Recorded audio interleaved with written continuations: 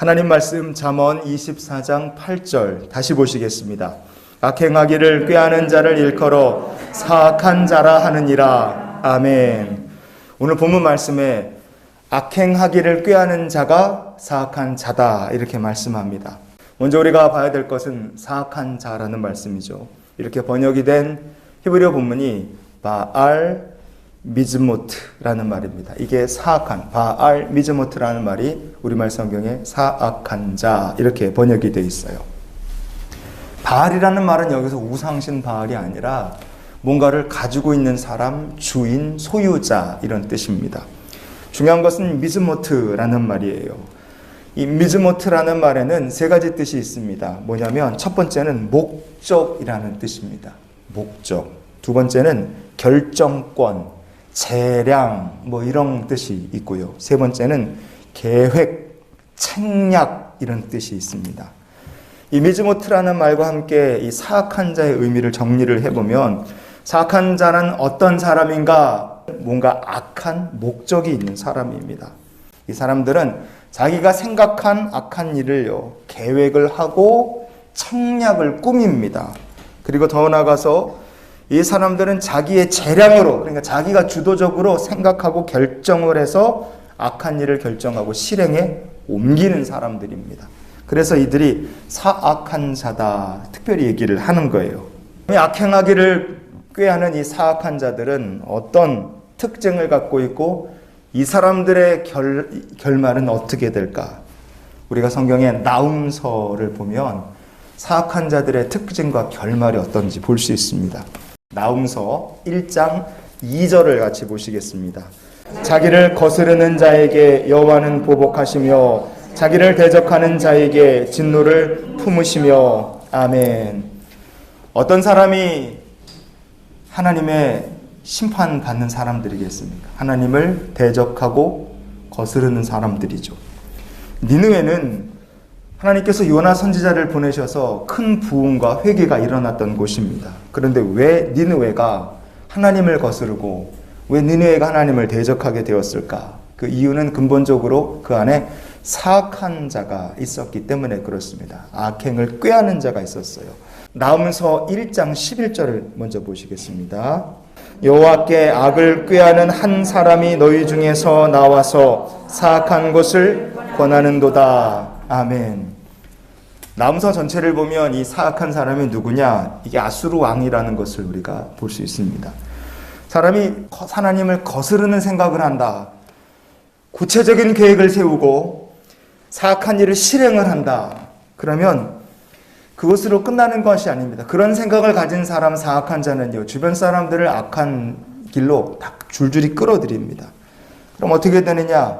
그가 만나고 그에게 미혹된 사람들이 함께 만나게 될 것은 진노하시는 하나님이에요. 나훔서 1장 6절을 계속 이어서 보십니다. 그의 진노가 불처럼 쏟아지니 그로 말미암아 바위들이 깨지는도다. 아멘.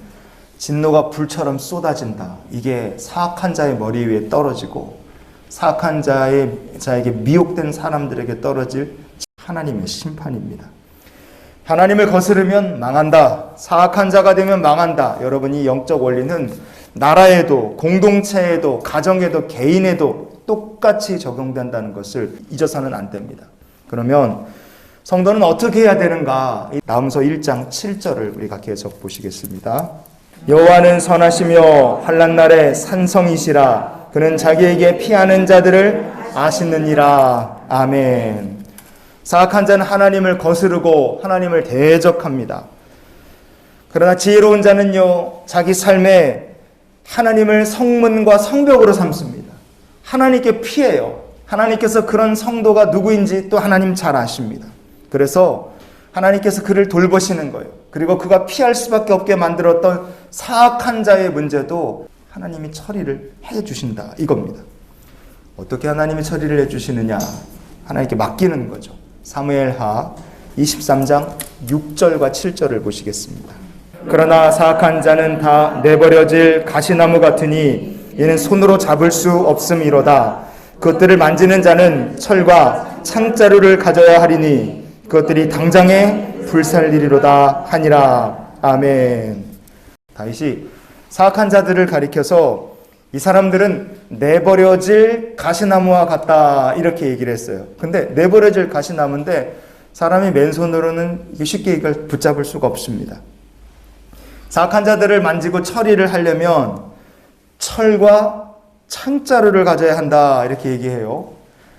이 말을 정리해 보면 다윗의 평생을 살아보니까 세상에 악한 사람들이 있는 거예요. 사악한 사람들이 있고 그 사악한 사람들을 심판한다는 게 사람에게는 결코 쉬운 일이 아니었다 이겁니다. 그러나 왜 다윗은 그의 마지막 말에서 사악한 자들은 내버려질 가시나무와 같다고 왜 다윗이 고백을 했느냐? 전능하신 하나님께서 이 사악한 자들을 사람이 아니라 하나님께서 처리해 주시는 거예요. 왜냐? 하나님은 이러한 분이시기 때문에 그렇습니다. 오늘 말씀의 결론으로 예레미야 15장 12절을 보시겠습니다. 누가 능히 철 곧 북방의 철과 놋을 꺾으리요. 아멘. 이 예레미야 선지자의 기도를 통해서 우리가 알 수 있는 것이 무엇이냐면 하나님은 철과 놋을 아예 꺾어버리시는 분이시다. 이 신앙의 고백입니다. 세상에 지혜로운 사람은 자기 손으로 문제를 해결하려 그러겠지만 가장 지혜로운 사람은 철과 창자루를 아예 꺾어버리실 전능하신 하나님을 의지하는 그 사람이 세상에서 가장 지혜로운 하나님의 백성인 줄 믿습니다. 이런 기도가 그래서 오늘 하루 우리의 기도가 됐으면 좋겠어요. 하나님 오늘도 전능하신 하나님만 의지하게 하옵소서. 하나님 전능하십니다.